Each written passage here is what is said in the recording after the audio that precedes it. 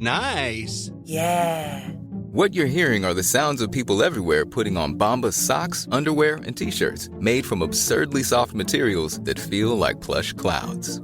Yeah, that plush. And the best part? For every item you purchase, Bombas donates another to someone facing homelessness. Bombas. Big comfort for everyone. Go to bombas.com/ACAST and use code ACAST for 20% off your first purchase. That's bombas.com/ACAST. Code ACAST.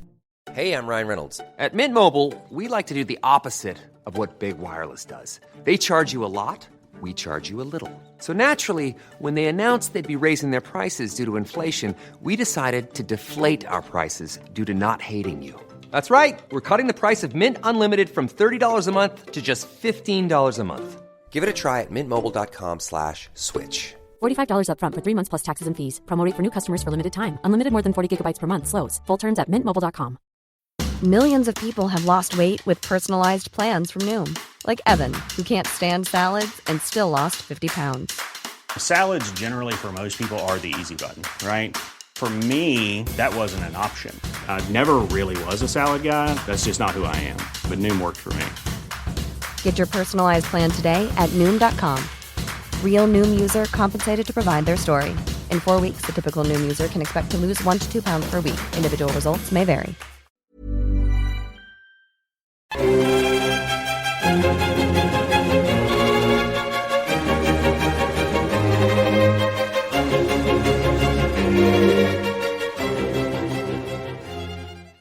Hello and welcome back to the Napoleon Assist.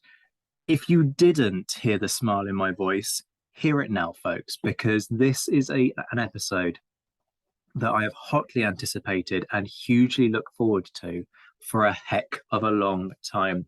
I have what I think we can safely describe as a crowd favorite in the room with me today. They are smiling and laughing in a very sort of embarrassed fashion, but that praise is absolutely deserved.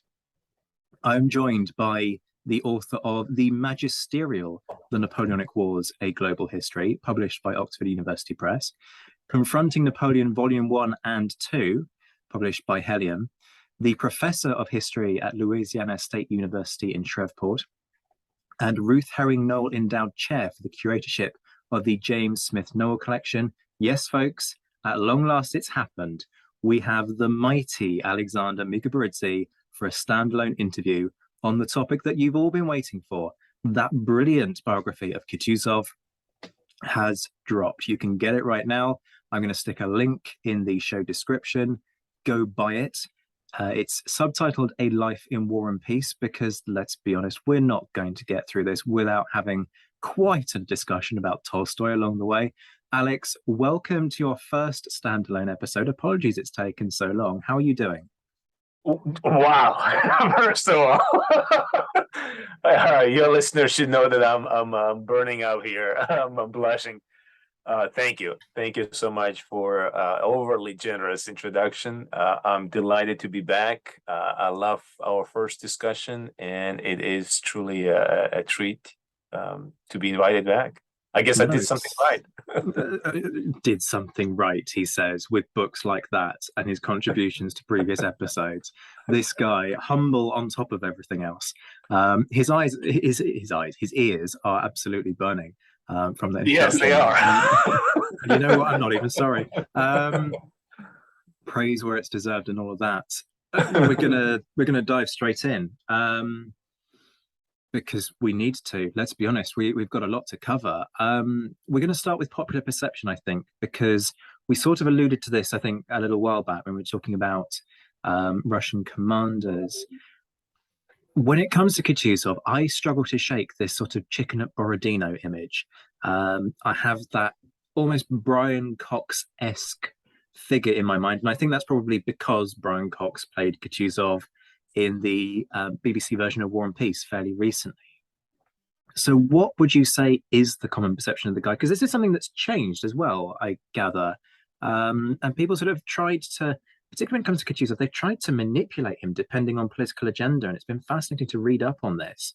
That, at one point he's sort of heroic figure. Well, in fact, for a lot of it, he's a heroic figure within Russia. But it's kind of, at one point, they try and make out that he's man of the person, sort of peasant general type thing, because of the communist influence. So unpick this horrific mess for us of popular perception. How has it changed? Where do you think we were sort of at before your book came out?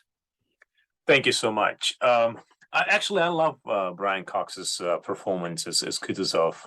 I think the sense of character is there. The way he looks, the way he glares is there. So I really like that. Certainly more than some of the classical kind of Soviet era film productions that tend to be, to me at least, a little bit wooden. Kutuzov, and then one of the key reasons I wanted to write this book is, first of all, the dearth of studies on the Russian side of Napoleonic Wars. Here we have an army that ultimately prevails and wins, and yet its leaders are woefully ignored. All these years, we only have one decent biography of the Russian general, and that is Josselsson's biography of Barclay de Tolly, and even that one is already 40 years old. We didn't have the decent biography of Alexander until just a few years when my great colleague in France, Marie-Pierre Hay, published one, and it's now available in English and French. But Kutuzov is a kind of glaring omission here. I mean, probably the most iconic of the Russian generals of this entire period, and yet largely ignored. The only biography that exists of him in English, or existed until now, was written by a jack of all trades, a guy by the name of Parkinson, who's written quite a few books on Napoleonic Wars, but they have the same problem of factual mistakes. In fact, if you look at kind of my footnotes, I every so often kind of point out things that Parkinson just invents. So that's one problem, and it's kind of historiographic. But second, and I think more broadly, it's the phenomenon of history making that I wanted to explore, because you've looked at Napoleonic Wars extensively, and you know that on all sides we're involved with myth making. We all deal with Napoleonic legend. That's pervasive, right? The most pervasive of all these myths. But alongside, we have the myth of Wellington, right? We have the myth of the British Army, and of course, we also have this myth of Russian army, with especially this Kutuzovian myth that is, strong and well and ongoing. And unlike Napoleonic legend, which is largely the kind of the crafting, the creation of Napoleon himself, and then subsequent generation of people who perceived him to be something that he wanted them to see. Kutuzovian myth to me is because it is made by the government, right, with this particular agenda to continue kind of axe to grind. And especially during the Soviet period, when Stalin was very keen to justify his own mistakes, right, the Soviet dictator, during the World War II, when the Soviet army began the war catastrophically so, and in fact only brought the German forces to the outskirts of Moscow. Stalin's way of justifying it to the public and kind of creating this narrative was by saying, hey, this was not just a mistake. It was not just a happenstance. This was part of a careful strategy. And if you don't trust me, look, I'm being inspired by Kutuzov and his strategy of 1812. And so Kutuzov became larger than life. It is astonishing how the historical figure with all words, kind of, complexities that makes humans such an interesting phenomenon to study, all that was whitewashed. And instead we are presented this glorious figure of unmovable general, right, who has a vision and pursues it. And of course, the third element, and this is what you alluded to at the beginning of it, Zach, and that is Kutuzov is one of those historical figures who's benefited from being a literary figure, like Cromwell. I mean, today I saw the news that Dame Mantell has, to me, shockingly passed away. But think what she has done to Thomas Cromwell, single-handedly, right? Single-handedly revived his historical memory. And that's what Tolstoy does really to Kutuzov, because Kutuzov, before Tolstoy, is a figure that is divisive. It's a lot of people didn't look at him as that historic figure. And Kutuzov creates his own vision of him that takes and supplants historical truth. I find that interesting, and then kind of at the end of the book, I know that in many respects, no matter the fact that I wrote this long book about Kutuzov, I think ultimately it will fail to supplant the Tolstoyan vision. That Tolstoy is that view of him, of Kutuzov, will stay so strong, part of history, but part of literature. What do you honestly think you're doing, Alex, coming in with your facts and trying to educate people? This stuff can't be tolerated, surely. Surely you know this by now. It's worth saying, Tolstoy's got an axe to grind. For the folks who aren't familiar, and I only realized this when I was doing some prep for this episode, the Tolstoys inherit the Kutuzovian, that's not a word to say when you're drunk, is it? The Kutuzovian estate. Is that right? Yeah. Not directly Leo's line, but what happens is that Kutuzov's oldest daughter gets married into Tolstoy family, and it's a prominent, well-connected family. So, in fact, later on, since Kutuzov dies without children, it is Tolstoy, his grandson on the Tolstoy line, that is allowed by Emperor Alexander to inherit all of his titles and estates. So yes, there's a very close relationship in that sense between the writer and the larger family that he belongs to. Absolutely. And he is, if you like, the Victor Hugo of the Napoleon's 1812 invasion. Perhaps there's a need for a whole episode just devoted to Although that. I'll take an umbrance at that. Also, Hugo takes too many liberties, especially with his Waterloo. Kutuzov is Tolstoy is far better historian in that sense. Tolstoy, of course, famously visits the places. He spends several days at Borodino. He studies memoir literature. He's actually well versed in the historiographic debates of the time. We might not agree with his historical philosophical view of history, but I think as a writer historian, he's better than Hugo. To be fair, in the Napoleonic context, right? Yeah, but let's be honest, Hugo sets the bar pretty low. with all the love in the world for Les Mis, exceptional book, blinding musical, not a work of history. But let us move on from that. We're not here to discuss Hugo. We are here to discuss Kutuzov, and we should probably strip this back to origins. And yes, folks, I'm going to drag you kicking and screaming into the pre-Napoleonic age with this one. Where does Kutuzov come from? And talk us through sort of that early phase of his life, if you like, what we know about his life pre-war. We know quite a bit. We know that he belonged to a nobility, and that's a very good starting point for anyone in the 18th century. It meant that he was born into a family that could afford giving him education. In fact, his father was an eminent Russian engineer, a military engineer who retired with the rank of lieutenant general. A very capable guy. His father nicknamed the Wise Book for his diverse kind of interests and knowledge. And in the book, I point out that his father understood that the means to edification, the personal edification, is education, and that he certainly made sure through personally and through tutors that his oldest son, which is Kutuzov, received all the essentials. And then the way Russian system worked at the time was that the children of nobles at the age of 7 had to be brought for registration with authorities, and they would be They would be evaluated, kind of registered, make sure that they're all, everything is legitimate. And then 5 years later, at 12, they would de facto show up for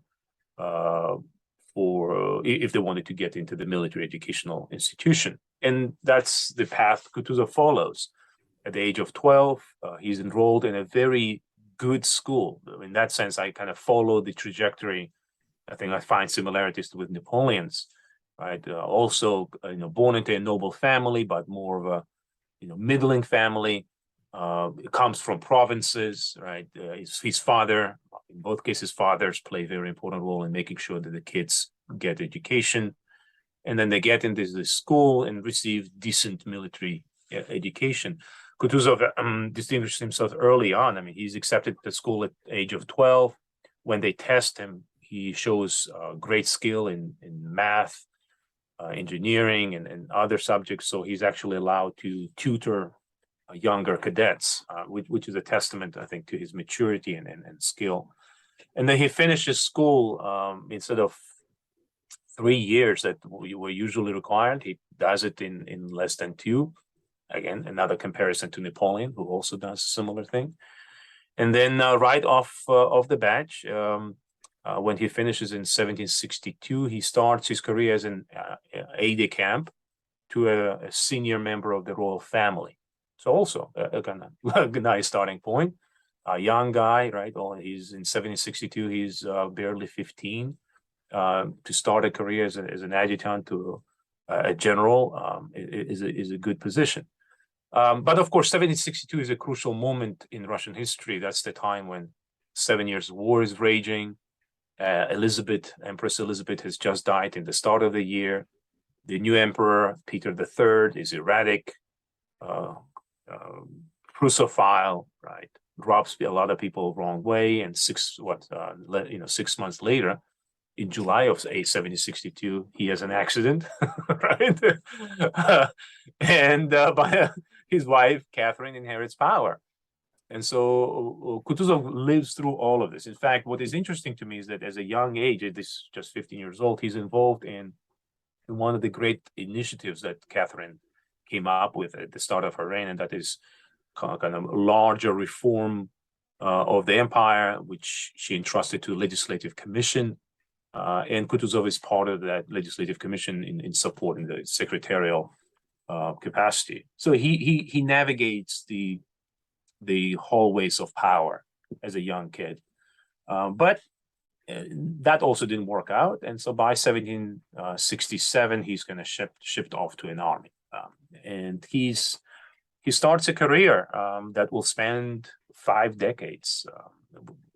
And one of the great things kind of for me to discover was that how diverse his career was, because in many cases, in many ways, when I approached this project, I had one vision of Kutuzov, and it evolved a far more complex picture by the time I was done.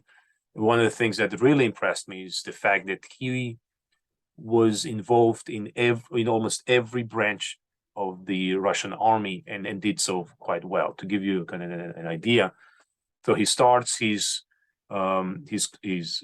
career aspiring to be an artillery, and then becomes an engineer officer. Then becomes staff officer. Then is sent to an army as a quartermaster officer.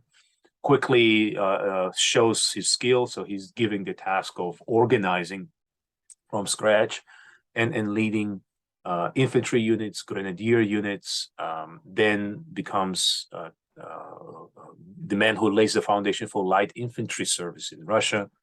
On top of it, he's regularly asked to organize Lancer units, light horse units, and ultimately he becomes, the divisional and army commander.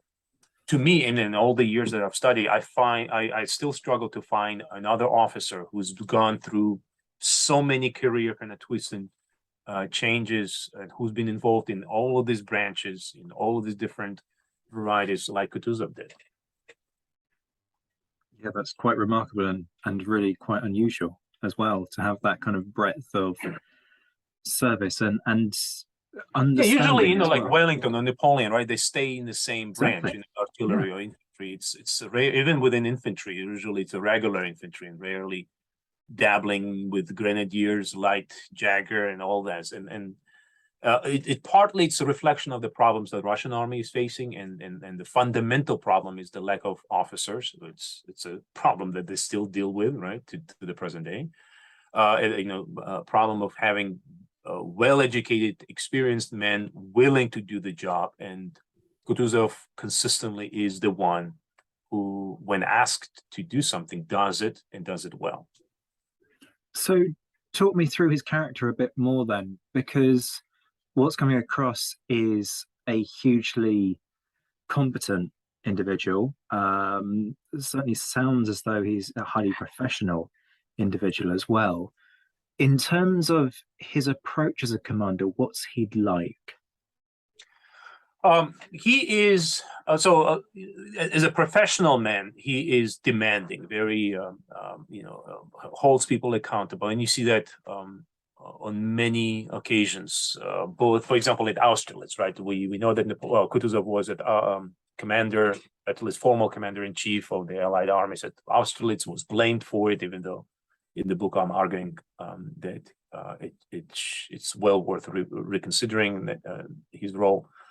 But after Austerlitz, one of the things he did is he investigated numerous cases of officers skirting their responsibilities, leaving the battlefield, and he was insistent on court-martialing people. Same applies when he was appointed as the head of the Cadet Corps, which was one of the premier institutions of military education in Russia at the time. He does a structural reorganization of this institution, goes through its finances, through its administration, and weeds out problems. So I think as an officer, he is quite capable. He's demanding. Oh, by the way, in 1809, when he's sent to fight the Turks, I find it interesting that he goes with a fine, calm kind of fight to come through the list of recruits that being rejected by the authorities, and he identifies things like, because the Russian army needs troops, so he's actually is so methodical that he's willing to dig in on why recruits are being turned back. And so he, for example, says, well, we are, if a soldier is missing 3 fingers on the left hand, still send him. I noticed that you are not sending those. You do need to send them because they still have the good right hand and they can still do things in the army. So he is, he has that micromanagerial aspect to it. But there is this other side to him that I think is more complex, but also more difficult to grapple with, and that is him as a human being. Part of it I find charming. He's a family man. He has daughters. His only son will die at the age of 1, so he's raising these daughters, and he adores them. He writes these lovely letters to them and to his granddaughters, full of kind of attention, warmth, always thinks of what gifts he can send to them. But then next to that family loving guy is a party goer, womanizer who can't stop at the age of he's 60. In 1813 he's 67, almost 67. He can't that's right. 65. Yeah, 65. At the age of 65, he can't stop himself from flirting with 16, 17-year-old girls at balls. He's famous or infamous for being accompanied by women in disguise, common women. This is, I think I need to point this out, because as I try to grapple with his, this side of his character, I realized that his relationship with women can be divided into 2 kind of broad categories. One is relationship with those who were on the in social terms of lower standing, and he would have relationship with them. So at least one officer remarks that, for example, he had a Jewish mistress, a common Jewish woman as a mistress. Or another one remarks that he had a common peasant girl who was accompanying him, disguised as a Cossack. And actually, I find it interesting that Bennigsen, one of the generals, complains about Kutuzov being accompanied by this woman, and one of Kutuzov's orderlies has a snarky remark in his memoir saying Bennigsen didn't know that there were two women. Now, that in itself is not unique in that we see similar process in other armies. Right? British Army is famous for officers both being accompanied by their by women or by having this common law of wives wherever they're stationed. Of course, in French Army, Marshal André Masséna is infamous for being accompanied by a young dancer in disguise.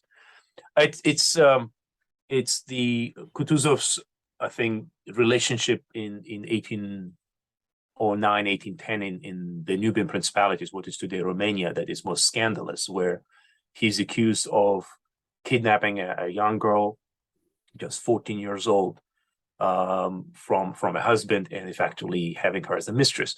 That part I've tried to dig in, and the more I looked at it, the more I find it just kind of impossible for him to have done this. It's not that he didn't have the girl with him. The girl was there, but it was presented by the family. And I think there's a wider context of political intrigue where the local families were using women as to kind of observe and get information on. And within that context, I find it a bit problematic for Kutuzov to have a mistress like that girl. If nothing else, he writes back to his family telling about this girl that he has, and the way he describes her is anything but sexual or anything that conveys that sense of liaison. But he was a womanizer. In fact, contemporaries oftentimes referred to him as a one-eyed satyr, right? Always keen, chasing.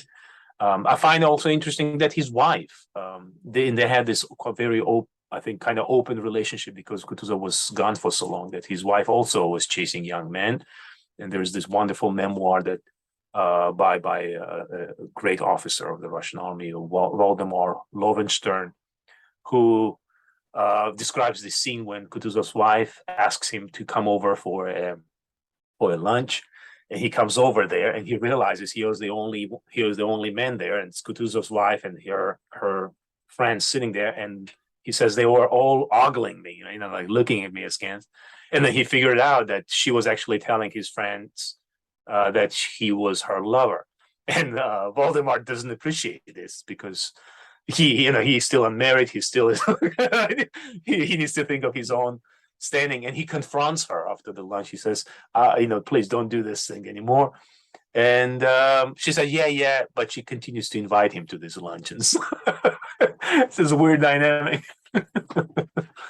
You preempted what was going to be my next question, which was, what did she say when he said, look, can you just not? Yeah, she's like, yeah, I'm gonna do it. And then he gets another invitation.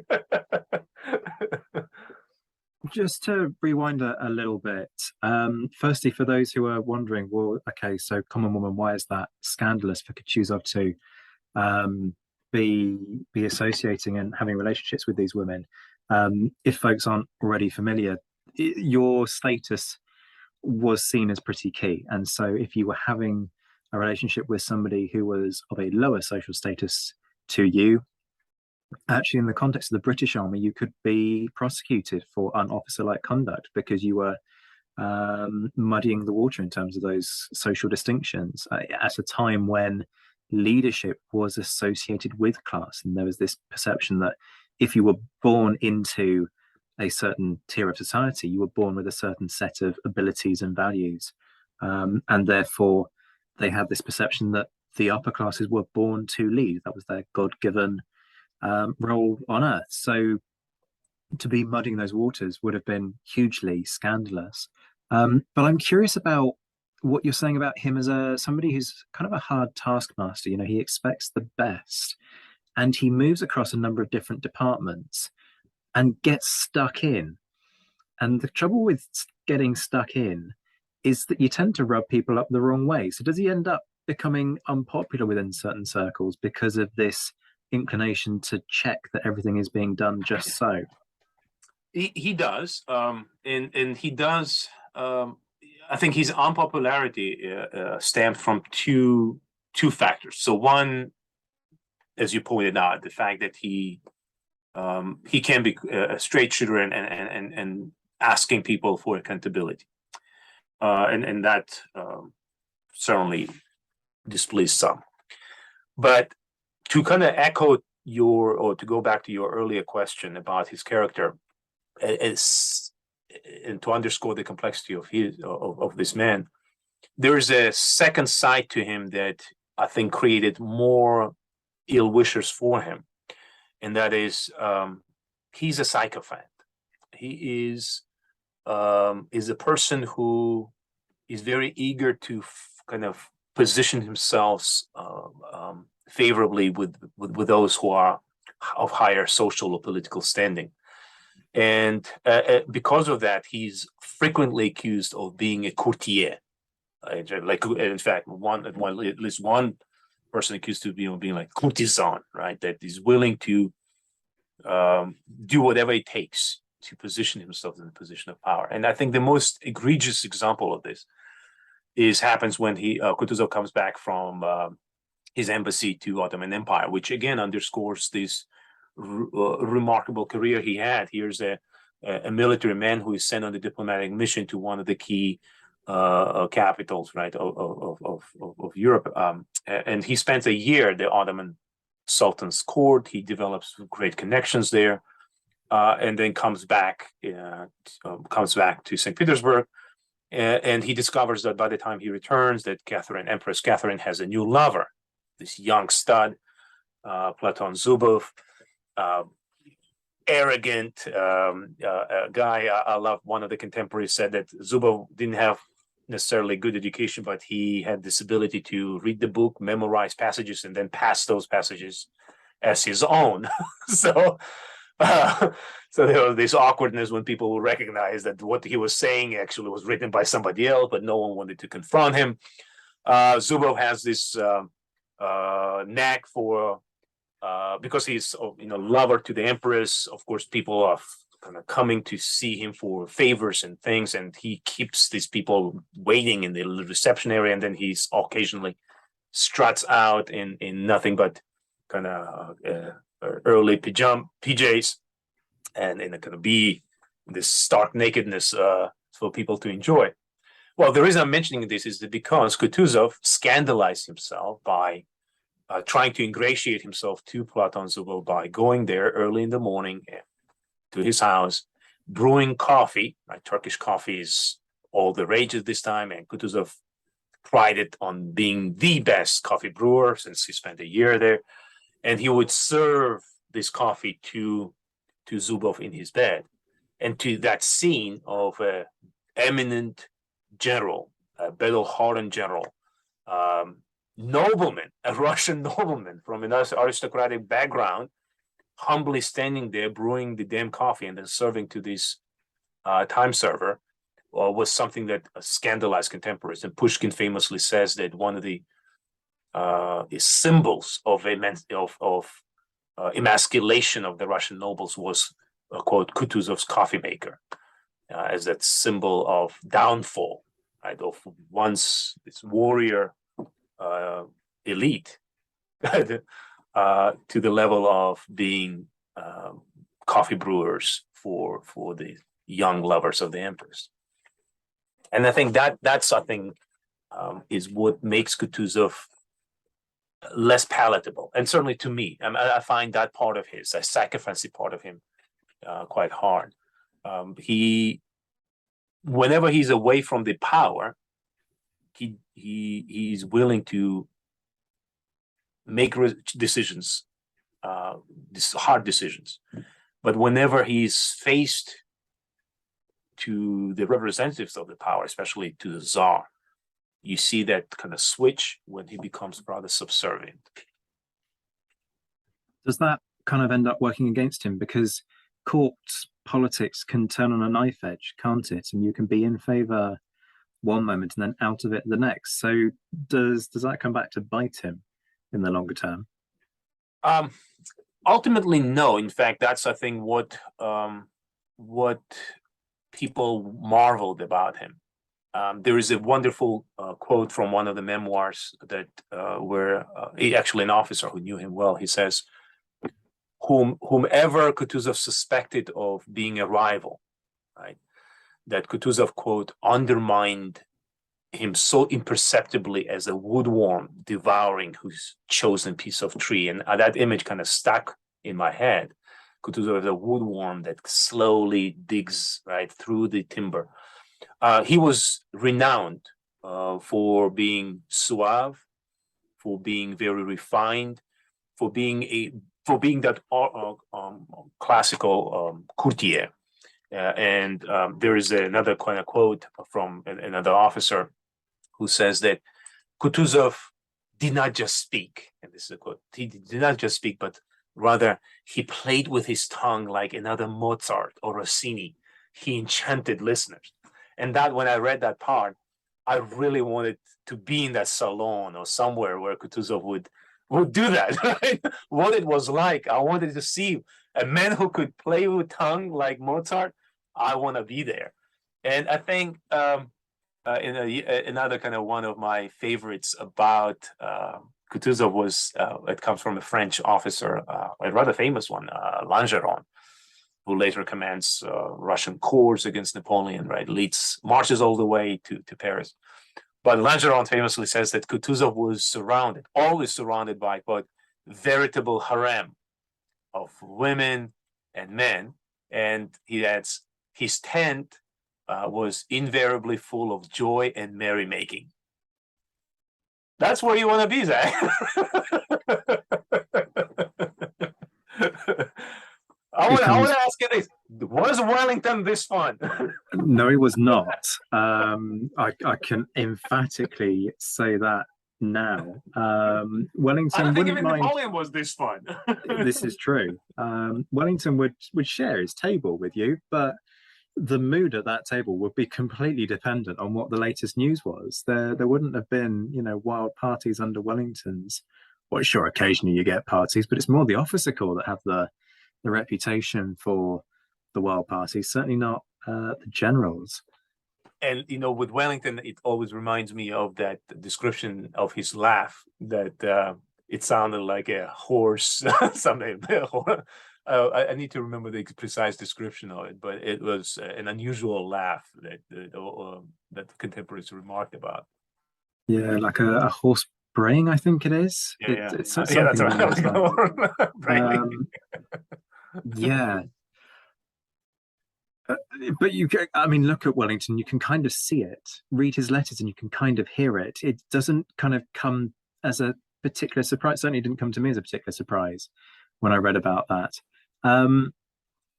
We've talked a little bit about his Kutuzov's. This is just to bring it back on topic. His career pre-Napoleonic Wars. Let's just talk about kind of the revolutionary inverted commas period before we talk about the stuff prior to 1812 that falls within the Napoleonic sphere. So what does he end up doing over that period? And let's bear in mind for listeners, this guy's kind of getting on a little bit. He's kind of that mid-stage career, mid-stage life by the time that these wars are breaking out. Yes, and he's riding high. In that he already has made his name as a talented officer and general during the Russia's wars against Poland in 1760s, and then especially against the Ottoman Turks in 1770s, and then again in 1790s.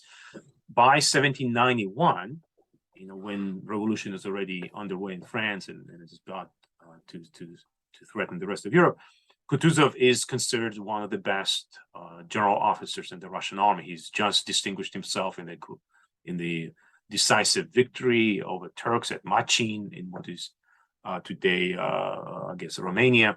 And his standing is underscored by the fact that Emperor Paul is inviting him to dinners. I've looked through the court journals to see, because the court journals accounted for daily activities, daily events, who came, who went, how many parties and all. And Kutuzov is a constant fixture at these luncheons and dinners. Luncheons were a bit larger affair. Dinner was a smaller one. And Paul really enjoys dealing with him. In fact, well, that's one of the things that kind of historical myth that I wanted to dismantle, was that for a long time Russian historians were arguing that Kutuzov was he represented the Russian way of war, and that Paul, when his Prussophile aspirations clashed with Kutuzov, and Kutuzov was disgraced and he was kind of persecuted. The reality is not that. In fact, the relationship was very close. Paul enjoyed conversing with the general. In fact, to the degree that he would, he offered Kutuzov to come over and use his personal library so they could read the same book and discuss. Kutuzov, being this archetypal kind of Russian nobleman in that sense, even though I devote a chapter to him, describing him as an enlightened military philosopher, Kutuzov found it very hard to accept revolutionary change. I'm not surprised there, right? He's a byproduct of his social milieu. He is the reflection of the Russian elite and with all of the social cultural baggage. So the fact that he condemns revolution is not surprising. The fact that he is very keen on confronting revolutionary changes in Poland, for example, in 1790s, is also not surprising. When any revival of the Polish state was a threat, not just to Russian Empire side, but to Kutuzov's bottom line, because after the crushing of the Polish, the first and second partitions of Poland, Kutuzov was on the receiving end of vast tracts of land, thousands of serfs. So any possibility of Poland making a comeback would have posed a threat to his livelihood. So that's why he's keen on maintaining what I would say, again, with kind of modern usage, conservative order of the day. It benefited him. He was part of that privileged status. But Paul's assassination in 1801 is a turning point for him, because unlike Paul, with whom he had good relation, Kutuzov never was able to develop similar relations with his son, with Alexander. And that's kind of the red thread through his entire career.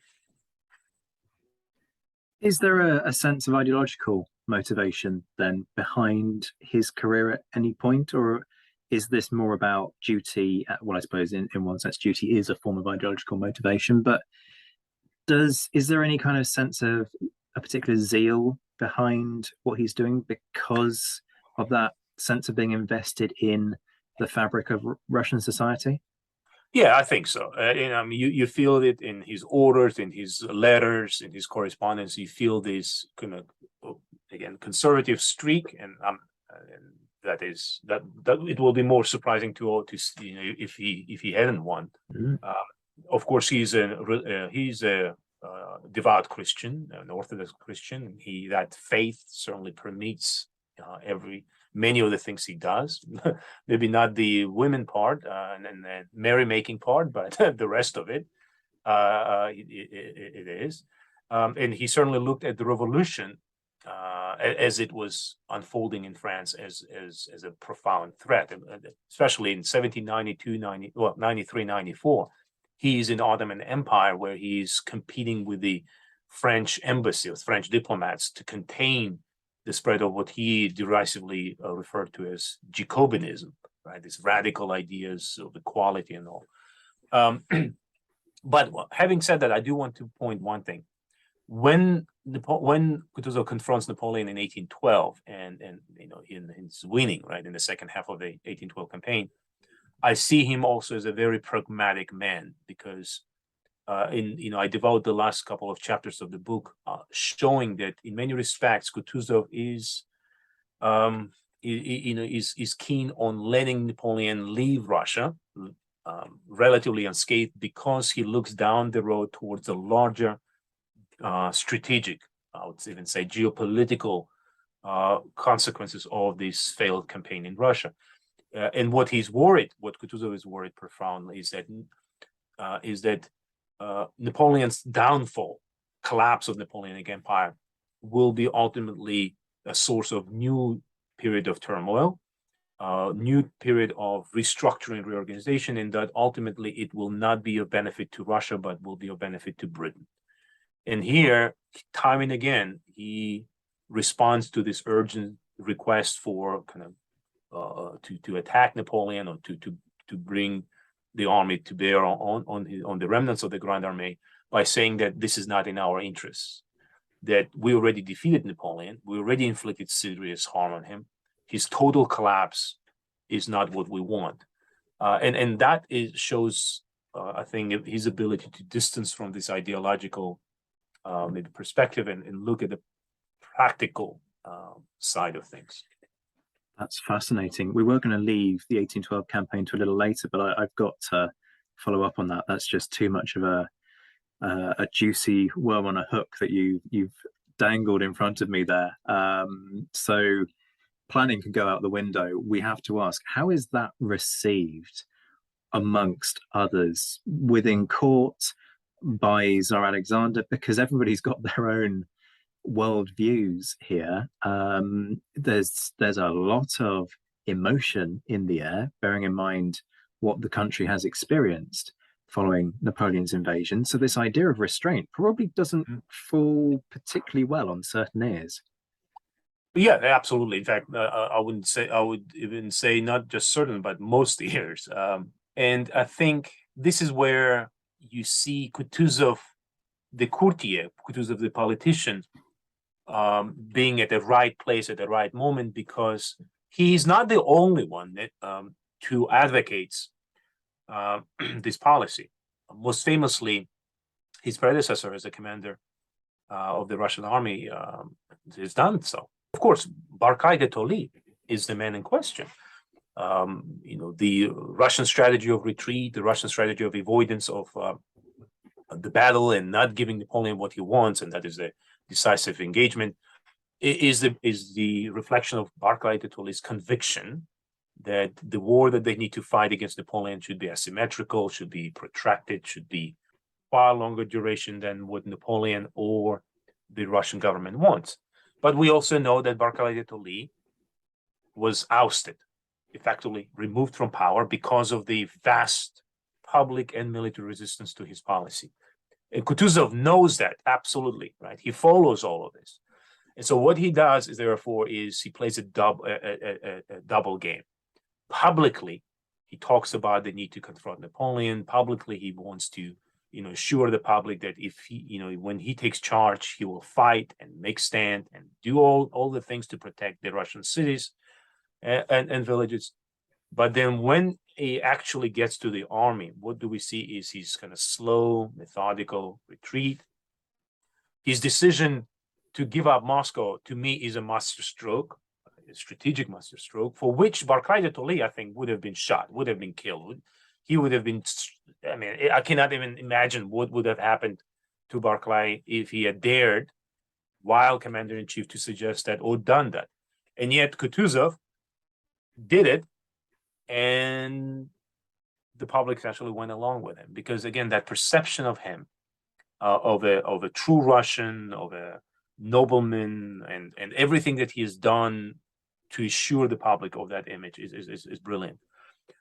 His relationship with Emperor Alexander in 1812 is much harder to, or what was more complex. Alexander didn't want him to be commander-in-chief. And then in the book, I explain that it is only at the last moment that he effectively is forced to accept him as such. There is a fascinating scene in August when Kutuzov goes to see Alexander to receive this confirmation as a commander-in-chief. Alex, says, "Okay, you are it. Go and take the army." And then, as Kutuzov leaves the room, Alex closes this door, and turns and tells his ADC, who stands there, and this is a quote, and he tells him, "The public wants this appointment, so I appointed him. As for myself, I wash my hands of it all." That's the kind of startling thing to say for an all-powerful autocrat of Russia. You just send a man to take charge of the war effort, and he says, screw it. Right? I wash my hands of it all. What the hell? Wow. Do we take that with a pinch of salt, or No, is that, is that fair? that's Because I mean, you say yourself, this guy's an autocrat. This is autocratic Russia, and it's not even, late 19th, early 20th century autocratic Russia. It's it's turn of the start of the 19th century autocratic Russia. This is a guy who can do what he wants on a whim, and yet he's listening to popular opinion in that appointment. Is that a fair assessment? Absolutely, because so when so in August he formed a special commission to choose the replacement for Barclay de Tolly. And the commissions met in late August. They spent an entire evening and late into the night trying to figure out who might be the best candidate. So they agreed Barclay de Tolly cannot stay, and so they looked at various candidates, and that included senior generals in the Russian army, but also abroad. For example, they knew that Alexander wanted to get Wellington to lead the Russian army, but they also understood the logistical, if not political, challenges of bringing Wellington from Spain. They knew about Alexander's choice for Jean Moreau, the great rival of Napoleon, who was at the time in exile in the United States. Ultimately, as we know, Moreau will return, but he will only join the Russian army in 1813. They also considered the former French Marshal, now Crown Prince of Sweden, Bernadotte. But again, they understood the challenges.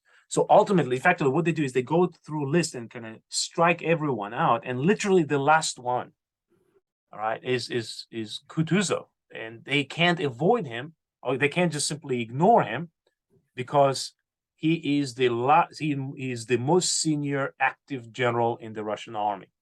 And this is the crucial, I think, part that oftentimes is forgotten. He is the one who won the damn war. In fact, he's the only senior ranking Russian officer at this time who's actually won an entire war. And just recently against the Turks. And public knows about this, so they clamor for all of it. So they finally said, okay, maybe we should tell Alex about Kutuzov, and they choose an active minister of war to deliver the message.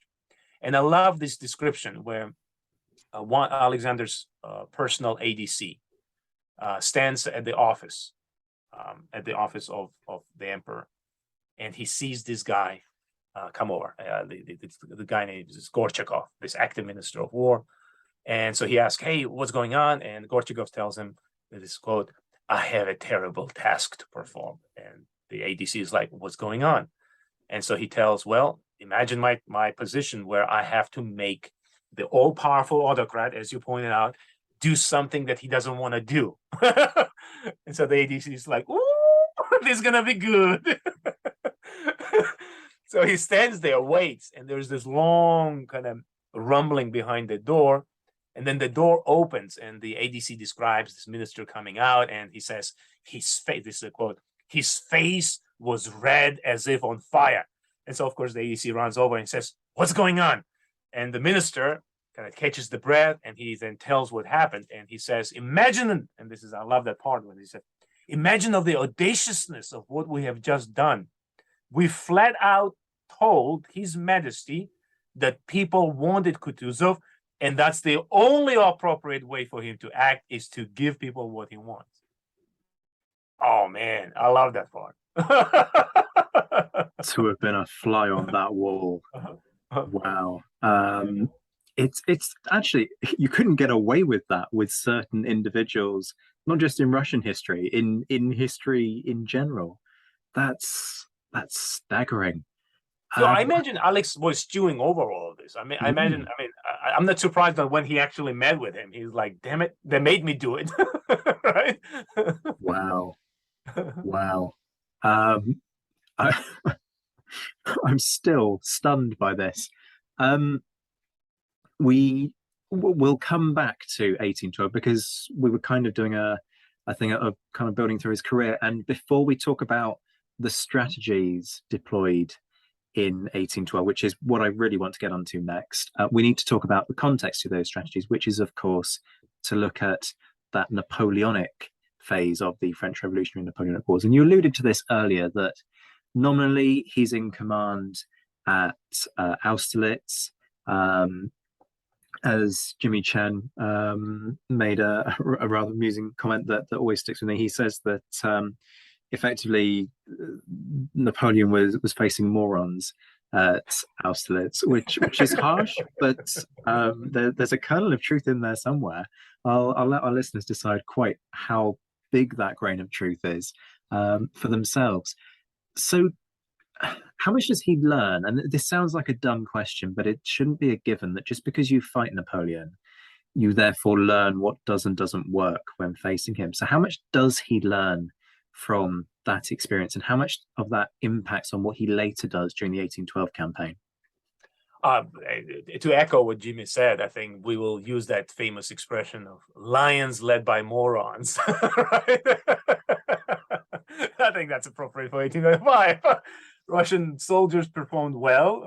The heroism was there, but the morons were in charge. Well, let me deal with this this way. Kutuzov studied Napoleon very closely. In fact, you see that in his letters, in his conversations. He tells, for example, captured officers, French officers, that he spent some time examining Napoleon's career, his campaigns. So here I see him as a student of military history. In fact, it helps certainly that when he was the director of the Cadet Corps, Kutuzov read a series of lectures on military history, and sort of like recent military history, in which he incorporated his own experiences. And he has utmost respect for Napoleon. And that's, I think, maybe may sound surprising, but he absolutely respects him. In fact, in the book, I recount a scene when, on one of the occasions, one of his officers, staff officers, berated Napoleon. And Kutuzov snapped back and told the officer to shut up, because he tells him, "How dare you to criticize the greatest captain of this age?" And there is this certain respect, a clear respect that Kutuzov has for Napoleon, and that is respect that comes from the fact that he faced him on the battlefield in 1805, and that he knew also how more flexible, more efficient French military machine is. I mean, he's seen that, not just on Austerlitz, but in all the campaign, the campaign leading up to it. In fact, if there is anything that really stuck with Kutuzov after 1805, was the operational flexibility of the French army, which is what later on in 1812 he's constantly fretting, this ability for Napoleon to rapidly unfold, deploy his corps, move and flank. But in 1805, when Kutuzov successfully withdrew the army to the safety of Olmütz fortress, even then we see that Kutuzov was already thinking how to confront Napoleonic threat, and for him the confrontation would be asymmetrical. Don't give Napoleon what he wants. That's the decisive battle. It needs to be, for Kutuzov, it needs to be trading space for time, and then using time to build your own force and degrade the opponent's force. In 1805, however, he was not listened to. And in the book, I'm arguing that if Kutuzov had been listened to, if his repeated warnings, as late as 2 hours before the Battle of Austerlitz, had been listened to, the battle would not have happened. The Allies, I'm absolutely convinced, would have won in 1805, and then the history of Europe would have been very, very different. As it was, the morons prevailed, and prevailed to the degree that when Kutuzov warned them that they will lose, they questioned his manhood, his masculinity. There is a scene where Alexander kind of sarcastically tells him, well, you were winning wars against Turks, but now that you're facing French, you're not as courageous anymore, and that really pissed off Kutuzov. In 1812, the situation is different, and here the emperor is not present with the army. The emperor gives Kutuzov the command of all Russian forces. This is oftentimes forgotten, is that Kutuzov is not just the commander of the two armies that are together, right? But rather he's the supreme commander of the Russian forces. So he exercises vast power, vast authority over all field armies that Russia has organized against Napoleon. And when Kutuzov was leaving St. Petersburg, Alex gave him effectively a blank check for conducting the war as he saw fit, with one proviso, and that is not to negotiate with Napoleon. Otherwise, Kutuzov was allowed to conduct war as he saw fit. And that's why the decisions that he makes, such as to withdraw after Borodino, to surrender Moscow, to spend over 1 month, keeping the army at the fortified camps with very little, like in terms of prosecution of war, to show off, all that Alex accepted because he understood that overall, this is a strategy that Kutuzov chose and that will bring him benefits. Millions of people have lost weight with personalized plans from Noom, like Evan, who can't stand salads and still lost 50 pounds. Salads generally for most people are the easy button, right? For me, that wasn't an option. I never really was a salad guy. That's just not who I am. But Noom worked for me. Get your personalized plan today at Noom.com. Real Noom user compensated to provide their story. In 4 weeks, the typical Noom user can expect to lose 1 to 2 pounds per week. Individual results may vary. I'm Sandra, and I'm just the professional your small business was looking for. But you didn't hire me because you didn't use LinkedIn Jobs. LinkedIn has professionals you can't find anywhere else, including those who aren't actively looking for a new job, but might be open to the perfect role, like me. In a given month, over 70% of LinkedIn users don't visit other leading job sites. So if you're not looking on LinkedIn, you'll miss out on great candidates like Sandra. Start hiring professionals like a professional. Post your free job on linkedin.com/spoken today. I got a couple of questions off the back of that. One, just to double back to what you were saying about the respect that Kutuzov had for Napoleon. Was that respect mutual, or was Napoleon just kind of bullish about, whether I face Barclay de Tolly or Kutuzov, it doesn't really matter? That part is a bit harder for me to answer because we know that Napoleon referred to Kutuzov as the old fox of the North, and that was a thing intended as to underscore that maybe the practicality, the subtlety of the commander. But I don't think Napoleon really knew Kutuzov as a commander-in-chief or the commander, the general, that well. They only met face-to-face, so to speak, at the field of Austerlitz. And as far as French army was concerned, of course, famously Kutuzov's nickname in the French army was the foulard of the Austerlitz, the runaway of Austerlitz, right? And so when the news of Kutuzov's appointment in 1812 spread, there were the sarcastic remarks, well, he will just run away again. Kutuzov, so in that sense, he didn't have as much of an experience, Napoleon, with Kutuzov. He did know, however, about the brilliant operation Kutuzov did against the Turks in 1811. He was well informed of what happened on the Danube, how Kutuzov outmaneuvered the Turks and effectively destroyed their main army. That should have given him a better sense of it, but again, it's not a first-hand account. It's through reports. So I don't have a good answer of what Napoleon really thought of Kutuzov. I think that's plenty good enough, quite frankly. I'll take that one all day long. The other is to just talk about personal risk involved here. And I don't mean in a battlefield context. I mean in terms of he's given this task. Alexander himself says, well, I wash my hands of all of this. So if it goes wrong, I mean, you were talking about how if Barclay had turned around and said, "Yep, we're abandoning Moscow," he'd have been shot for it. What are the personal risks here? Is Kutuzov effectively gambling with his life on making sure he gets this right by taking up this command? To a certain degree, I think so.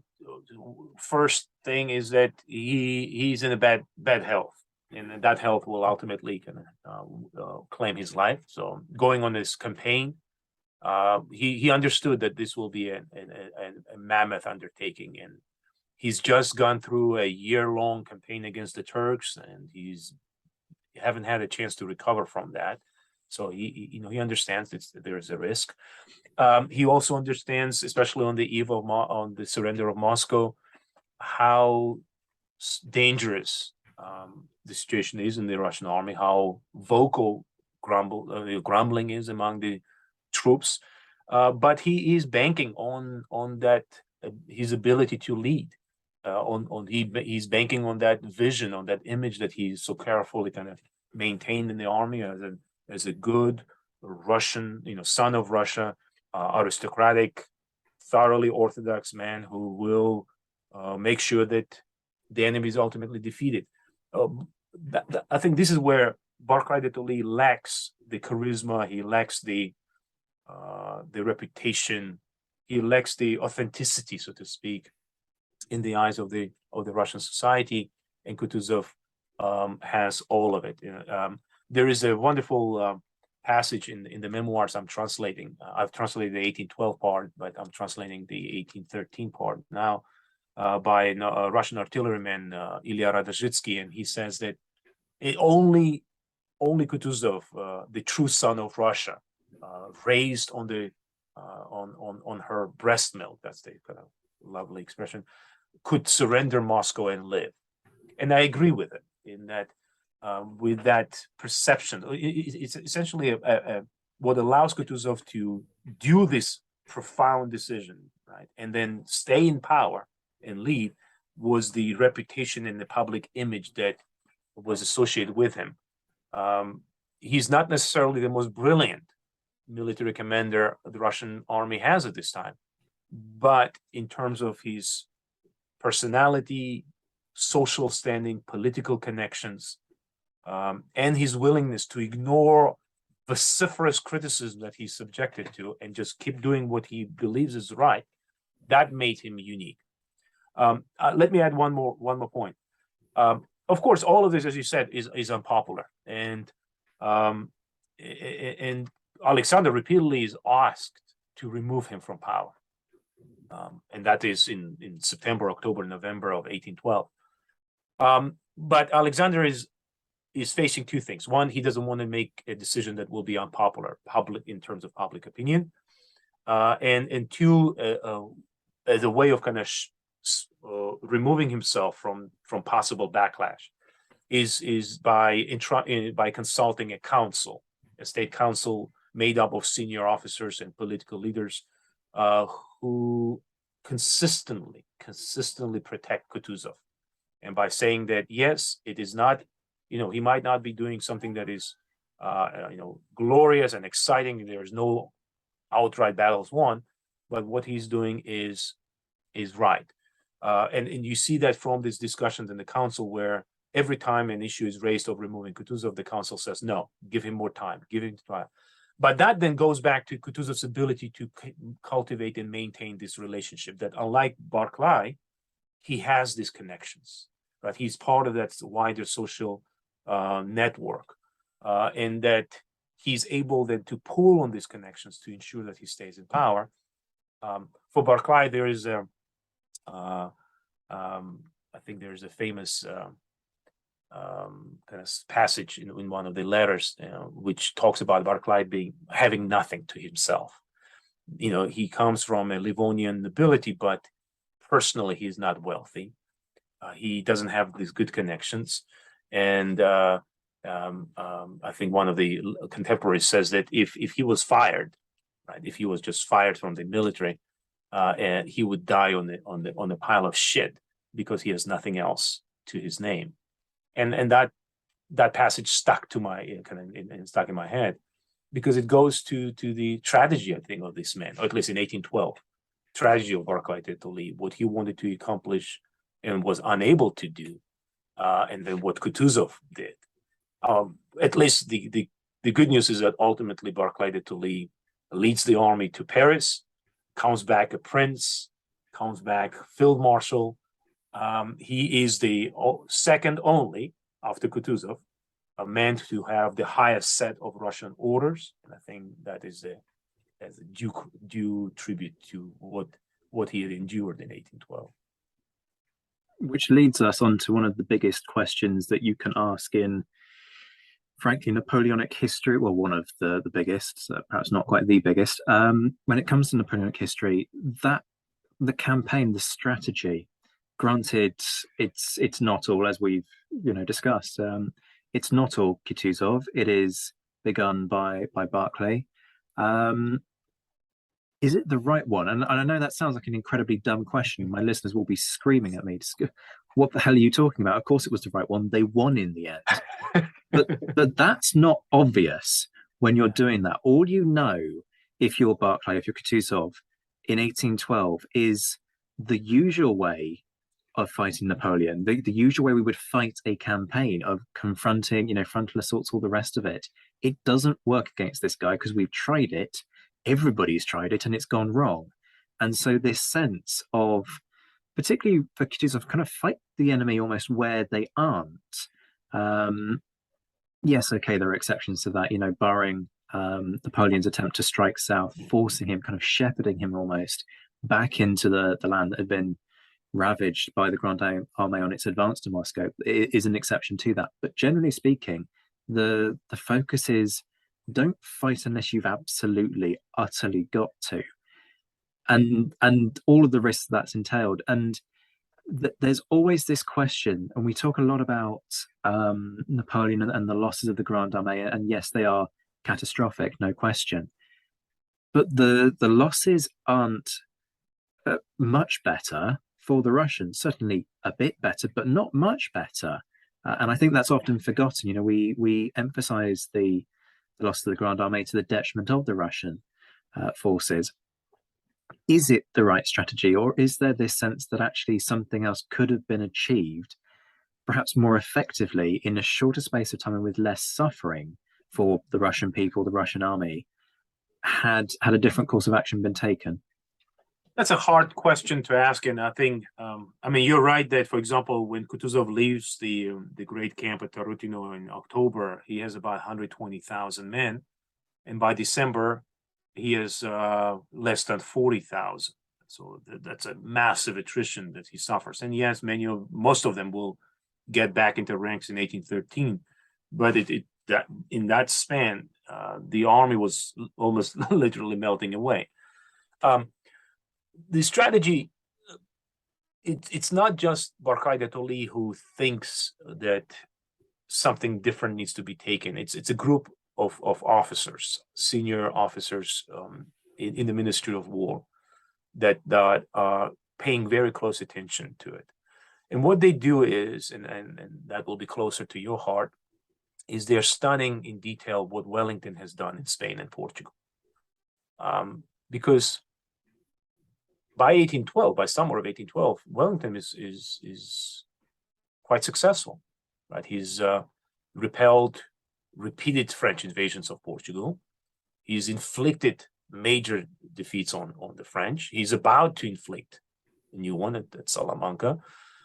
So clearly it's working for the British. So why not use that in Russia? And so one of the striking things about Russian discussions on the eve of the war in 1812 is not just the diversity of the plans or memorandums that were submitted, some 33 or 34 of them, but rather the fact that the vast majority of them drew inspiration from the British operations, and they were all being kind of inspired by Wellington's defensive campaigns.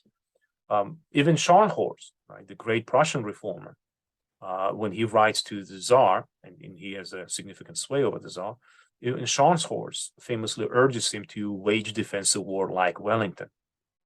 So in that sense, it is it is not surprising that they were convinced of the retreat. The question was for these officers, to what extent should we retreat?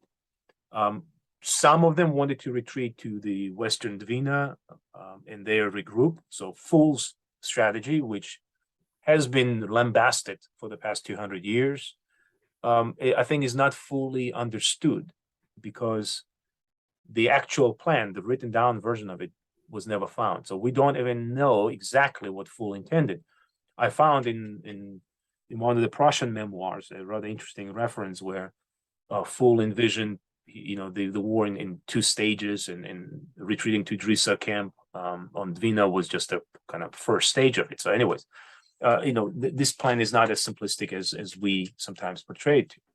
But Kutuzov would have been one of the people who would have shared this need for a defensive asymmetrical approach. In fact, I think this is where there is a bigger distinction between him and Barclay. They both agreed retreat is the only sensible option. But Barclay, while retreating, is not engaged in what we call asymmetrical warfare. Kutuzov, as soon as he gets to the army, is. And what I mean by this is he starts forming flying detachments. So 24 of them or so will be formed, whose task it will be to conduct deep raids into the enemy rear, intercepting communication supply lines, and ultimately these flying detachments will wreak havoc on the rear echelons of the Grand Army. But it's right side by side to it. Kutuzov is also very keen on waging what he calls Lil War. And that Lil War, in Russian it's Malaya Vaina, but that term is effectively guerrilla, right? In a sense of guerrilla that comes from Spain. Specifically, he wants to arm populace and let populace assist the army in targeting isolated enemy forces, in conducting diversionary attacks, in reducing overall effectiveness of the enemy. Even when he's told that the local landowners, like him, right? He's a landowner. The landowners who are very concerned about arming their serfs. What if the serfs then turn and shoot us?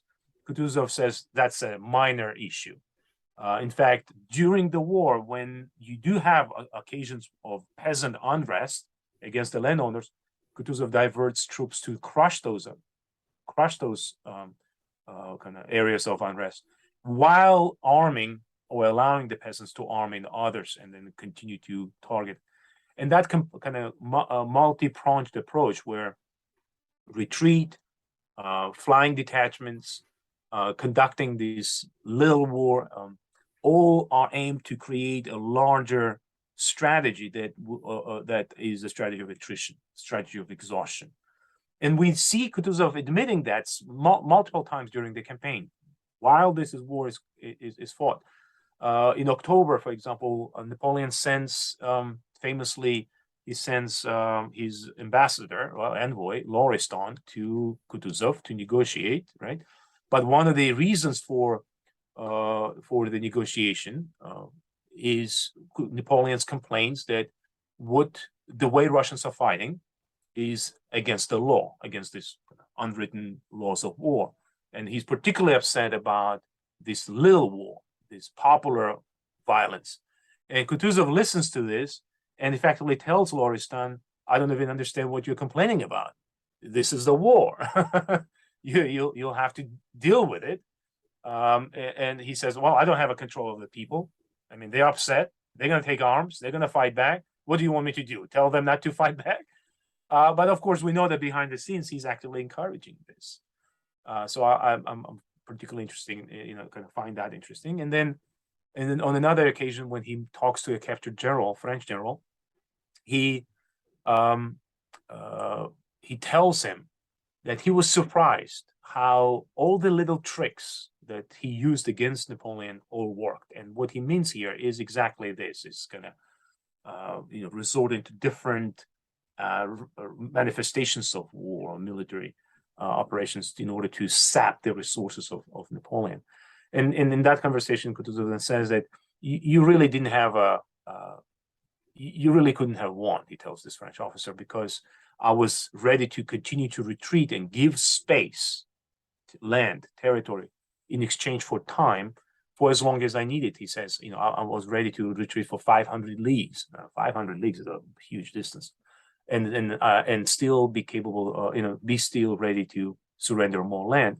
Because here, I think Kutuzov has an understanding of strategy that, remarkable as it may sound, eludes Napoleon, and that is that Russia has something, a very valuable thing that no other European power has, and that is space, land. That we can retreat for 500, 600, 700 miles and still be in the borderlands of the Russian Empire. And Kutuzov is perfectly willing to utilize that. It's staggering that is the one thing that Napoleon can't sort of. Well, perhaps I'm too harsh to say that he can't grasp it, because, and praise is about to come out of my mouth for Napoleon. Folks, suspend your disbelief. Napoleon, highly intelligent individual, obviously, seasoned campaigner, absolutely knows his way around a pencil when it comes to planning a campaign. But that sense of, once I've taken Moscow, surely it's all over. No, because it's a different mentality, and it's a staggering mentality. But it's a mentality that, sort of speaking to what you were saying earlier, unless you have embedded yourself, unless you are Russian or you've embedded yourself in the Russian culture, you can't appreciate that sheer scale and that sense that actually there are more important things than a city. But then perhaps that's a reflection of Napoleon being used to campaigning within Europe, where there are these cities within striking distance, and as a result of that, you're absolutely right, absolutely. And what I find especially interesting in August and September of 1812, when Kutuzov takes charge, he, most of the time when people kind of talk to him about taking charge of the army, he's not necessarily speaking of defeating Napoleon, but rather outsmarting him. And then there's this Russian word of obmanut, so it's like to deceive him, to mislead him.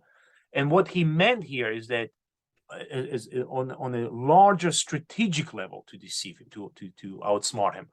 There, as you pointed out, Zach, Kutuzov's decision to surrender Moscow is part and parcel of it, because here he understands that Napoleon is not just a military commander, but he's also a political leader, and who needs political victory to end the war. And so he effectively baits him by giving Moscow, assuming, and that's a correct assumption, although imagine what it took to make the decision. He baits him by giving the former imperial capital, the historical capital, on the assumption that Napoleon will try to seek peace while in Moscow. And he's absolutely right. I mean, Napoleon spends 35 days stuck in the city, ruined city, burned city, trying to find a solution to the political solution to the war, which Kutuzov knew will not happen. In fact, in the book, I'm pointing out that he met with Lauriston in October, and then he met again another French envoy that Napoleon sent, in direct contravention of imperial orders not to negotiate, because he wanted Napoleon to be on the impression that Russians are willing to negotiate. Just yeah. That's where I have a newly acquired respect for Kutuzov, because I think previously I had a more Tolstoyan vision of him, but I see a far greater subtlety to what he had done. It's just a genius move, isn't it? It's just the ultimate case of cat playing with mouse in that situation. And we're used to it being the other way around, right? That Napoleon's the cat and the other European powers are the mouse, but actually just toying with him, knowing that guy's insecurities and his needs, as you say. Mm-hmm. He needs a political solution, but that knowledge that there's no political solution coming, son. This ain't happening.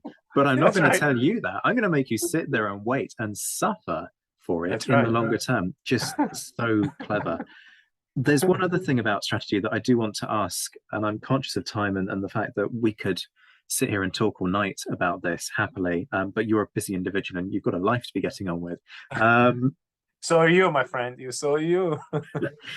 You talked about the British and the strategy of Kutuzov, which is we need to make sure that actually this outcome is more favorable for Russia and therefore not utterly obliterating Napoleon, is more beneficial to Russia in the longer term. Otherwise, the British end up winning the longer term power struggle.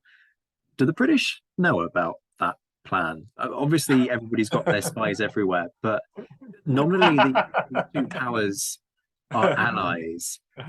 You kind of wonder how cabinet would have reacted if somebody had sort of quietly had a word in their ear and said, yeah, you do realize that Kutuzov is deliberately playing this so that we're not going to benefit in the longer term. They, to a certain degree, they were. Certainly, the British envoy is aware of it.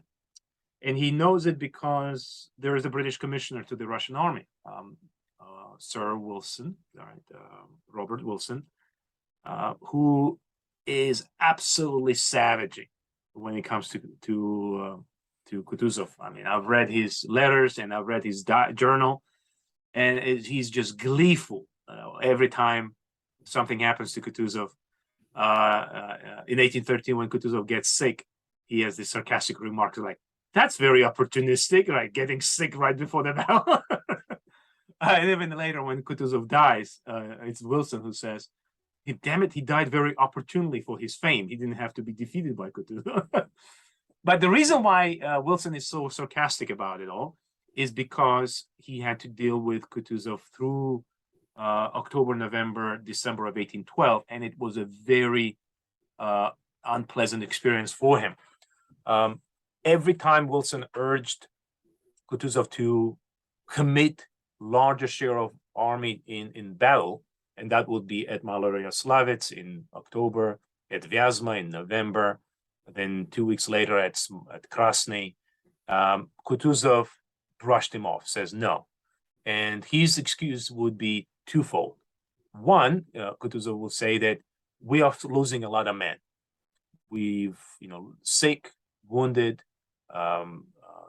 result of attrition, explosion of coal, all of this. Kutuzov argued that they just needed to spare the men.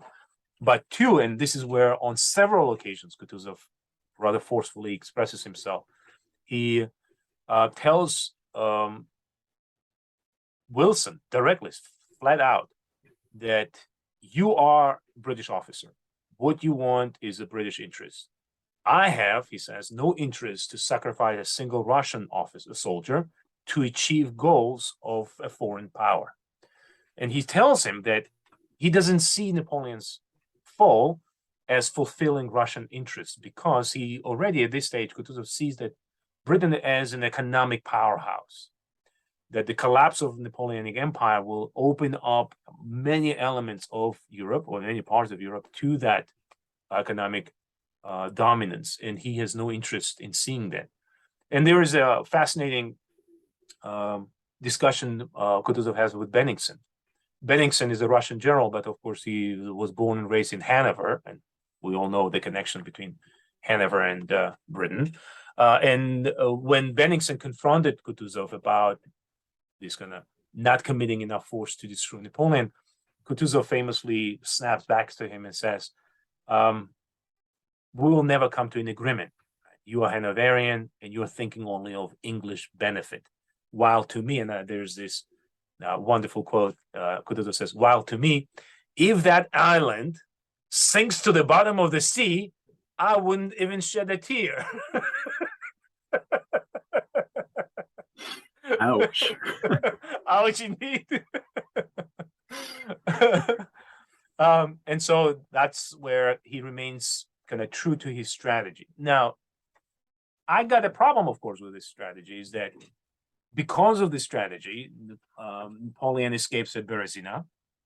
Because of that strategy, we had 2 years of bloodshed and hundreds of thousands of lives lost. Now, was Kutuzov thinking down the road that, hey, we're going to take us all the way marching to Paris and killing thousands and thousands of people to overthrow this? Or was he hoping that after Napoleon is driven out of Russia, that there will be some political compromise reached between Russia and France over dividing spheres of influence, coming to a certain understanding? because when he indeed reached the border, Kutuzov wanted to consolidate Russian influence in the borderlands, and this will be especially on the Polish side of it. But he was not interested in leading the wars of liberation in Germany. He didn't think that was Russian responsibility, and it's certainly not helping the British. So I think this is where it's a little bit unclear still to me is how he envisioned the post 1812. I'm more leaning to see him envisioning a political compromise found with Napoleon that will account better for Russian presence in Europe, but will still maintain some sort of empire. And the last element here is that Kutuzov envisioned Napoleon as a figure who can contain revolutionary impulses, and that's also an important, I think, consideration. What if empire collapses and France is again the source of revolutionary turmoil? Are we going to continue fighting another 15, 20 years? Because it took us a long while to bring that revolutionary threat under control. Napoleon, for all, for better or worse, is the very thing that put the genie back in the bottle. Maybe we should keep him in power. It's fascinating. It's another one where I want to do a whole episode just on that one topic, and I can't. We can further down the line, but that's not the matter before us today. I suppose, sadly, we need to start sort of thinking about wrapping this up. So I'm going to throw a big sort of penultimate question out there, which is quite simply, how is he remembered in Russia? Obviously, that's a thing that changes with the passage of time. That goes without saying. And Lord knows how he's remembered in Russia at this precise moment in time when there is so much going on in Russia. But just what's your kind of general sense of, if you like, different schools of thought on the guy? Oh, yes. Actually, to a certain degree, we do know how he's perceived in Russia. And there are a couple of ways we can kind of glean that. One is the polls. There are opinion polls that are conducted in Russia, and I don't know if you have any like that in Britain, but those polls oftentimes ask people about their historical knowledge, perceptions. And I start the biography, this book, by discussing these polls and showing that to the vast majority of the respondents in those polls, Kutuzov ranks in top 3 of best ever Russian generals, with Suvorov and Zhukov, the Soviet commander-in-chief, being next to him. And he is ranked as the most symbolic 19th century figure of Russia. And he is in top 20 world historical figures. In fact, he is ranked higher than Newton, which is a interesting kind of ranking. Anyways, so he's repeatedly is perceived to be that symbolical figure. That's one way. The second is, and that's where we see a weaponization of history within Russia that has been going on for the past two decades. Putin's government is very keen on using the historical parallels, using the historical analogies to bolster its own standing. And I want to show you one image that a friend of mine just sent me, and you can see it right there. This is a banner that was unveiled just 2 weeks ago for this commemoration of Borodino. And what you see here is the Bagration. This is one of the rebel commanders from Ukraine, a pro-Russian rebel commander who's been killed. This is the lady, you've seen her probably, the conservative ideologue who was assassinated in Moscow just a couple of, 3 weeks ago. And guess who is behind leading them all, right? It's Kutuzov. And to me, this is kind of historical memory with the modern day imperial ideological, right? This neo-imperial aspirations that are all encapsulated in one banner in which Kutuzov is giving a prime spot. So that's where he stands here. There is a historical revisionism going on in Russia. there are wonderful Russian historians who've tried to point out the problems with the popular perceptions of Kutuzov. But as you pointed out in the very beginning of this podcast, right, those books are not as widely read, right? We are like stuck in like dwarfs in the mine, chipping away at the mountain, but from the outside perspective, the mountain's still there. The mountain is still there, but I think a certain Alexander Mikaberidze has taken a substantial chunk out of it with the latest effort. I want to wrap this up with a quick fire round, if you don't mind. Just sort of in 30 seconds or less. I won't time you because I'm just such a generous podcast host that I won't break out the stopwatch here. You can thank me later. But I think this could end up being quite a fun way to wrap this up. So what's the funniest anecdote you came across about him? I think my favorite one is the one that we've discussed in the earlier episode when in 1805, when he's at Braunau, unaware that Napoleon has just wiped out the Austrian army, and he sees Austrian General Mack stop by with that wrapped head bandaged, and Mack is tired and exhausted, and Kutuzov wants to get information out of him, and Mack is not as keen on revealing it, so Kutuzov plies him with alcohol. He's like, drink, right?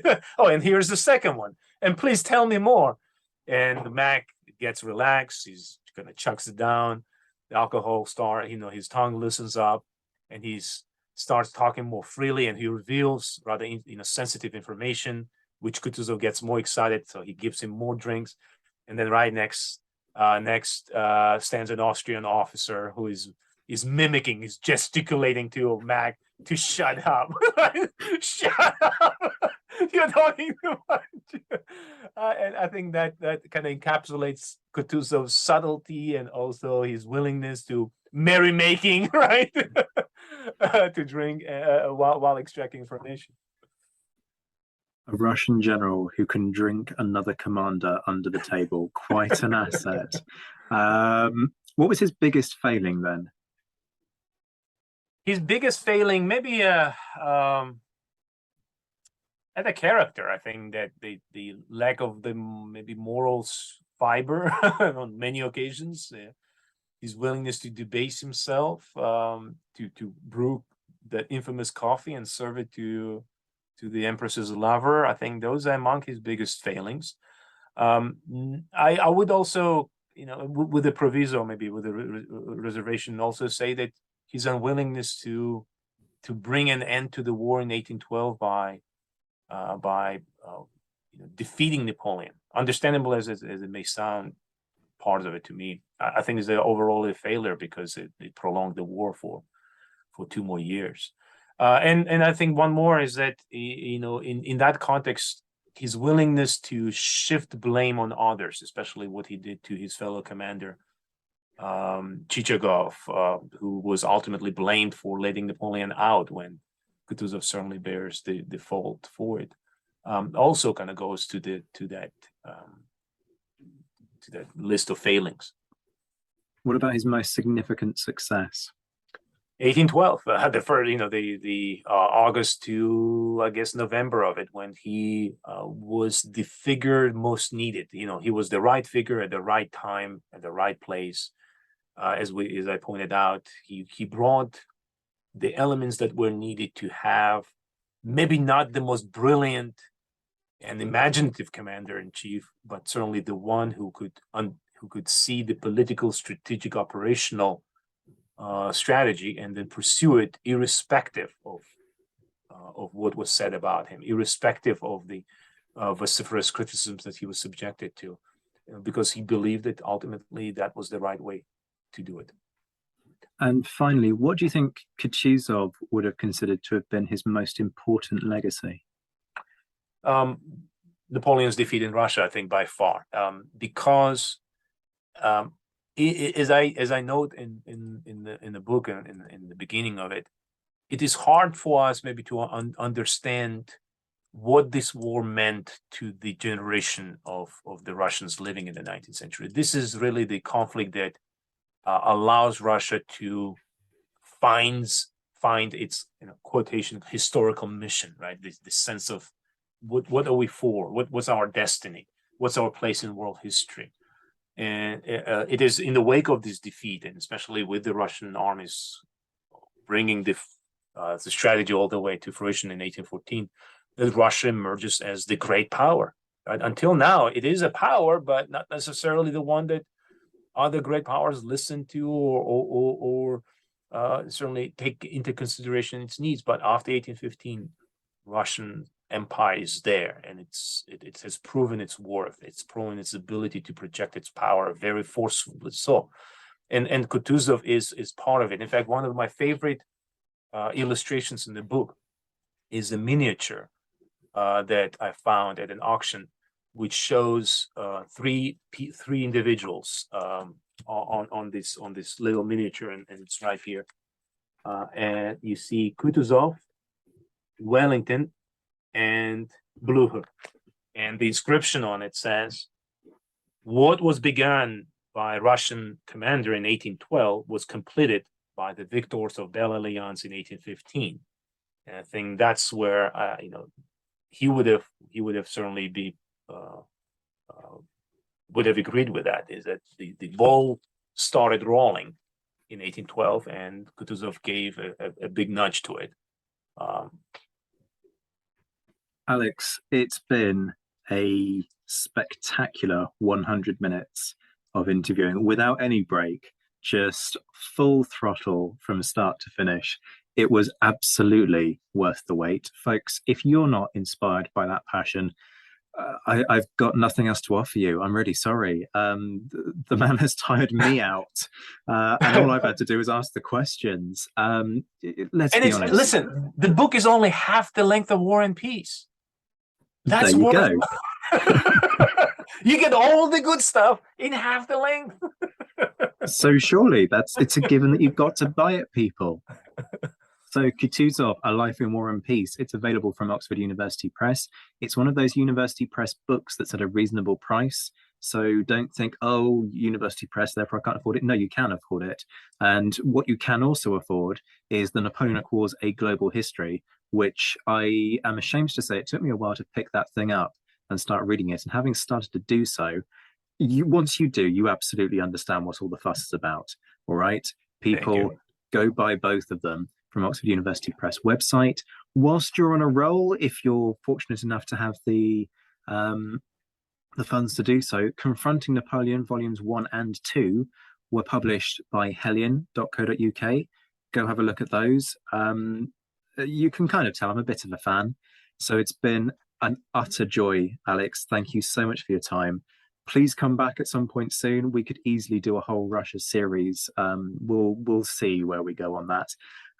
But it's been an absolute joy. Thank you so much. Thank you, Zach. This has been a treat, and I do appreciate the opportunity to discuss. Look forward to your next episode. A huge thank you as ever to my Patreon supporters, my Emperor level patrons Mark Stoos, JC Kaiser and Todd and Laird Campbell, my Marshall patrons Matt Bone, Marcus Cribb, Rachel Stark, Rory Muir, Liam Telfer, Ger Brown and Graham Swidenbank. My Commander patrons John Haynes, Jane Davis, Bob Burnham, Andy Meakin, Michael Guest and Ross Flowers. And my mentioned in Dispatches patrons Noah Fink, Andrew Wright, David Maxwell, M. Duck, Anthony Gumbow, Chris Pramus, Miles Reedy, Alexandra Leon, Alistair Campbell-Grieve, Beatrice de Graaf, Brendan Teeling, Colin Fieldhouse, Ed Koss, Bruins Girl, Gareth Copeland, Jeff Maple, Hugh Brennan, Indiana Fats, Jim Deary, Jim Getz, Josh Keeney, Lucy Tatner, Lim Dawson, Mark Anscombe, Rob Griffith, Ryan Diamond, Rob Coughlin, Mark Trowbridge, Nick Overland, Stephen Colson, Graham Goodwin, Graham Spicer, Keys Bishop and David Preece. I'll be back very soon, but until then, I'm Zach White. This has been The Napoleon Assist. Take care of yourselves, my friends. Stay well, stay safe, and as always, thank you for listening.